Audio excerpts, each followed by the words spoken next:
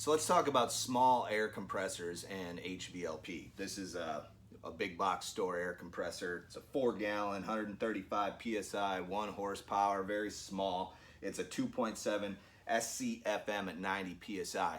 And when you compare that rating for this air compressor towards your HVLP gun, you'll notice that it's just not sufficient. It won't run right, kind of thing. So most people will argue and say, you shouldn't use that small of an air compressor to spray paint through an HVLP gun. Now, I do it all the time and it works fine. That said, it does stress out the air compressor. It's not ideal, but it is okay and you can do it. You may damage your air compressor over time. You may not get the life out of it that you want, but if you're a hobbyist and you just want to paint something a couple times a year through your HVLP gun, these are really nice and perfect, all right? So, you know, a lot of people will argue with me and say it's not the way it should be done.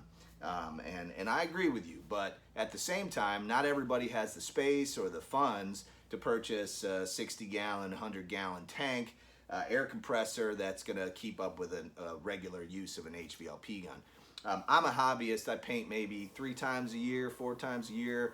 I've sprayed gallons and gallons and gallons of paint through this thing, and it holds up. Is it ideal? No. But hey, it works. So anyhow, I've created a link down in the description of an air compressor just like this that you can purchase on Amazon, or you can go into your big box store, Home Depot, Lowe's, Ace Hardware, and you can purchase one locally. Take a minute to find us over on Instagram, our preferred social media at mod.diy. Again, as always, we appreciate you watching. Please hit the subscribe button and the little bell so you can get notified every time we upload a video to YouTube. Have a fantastic day.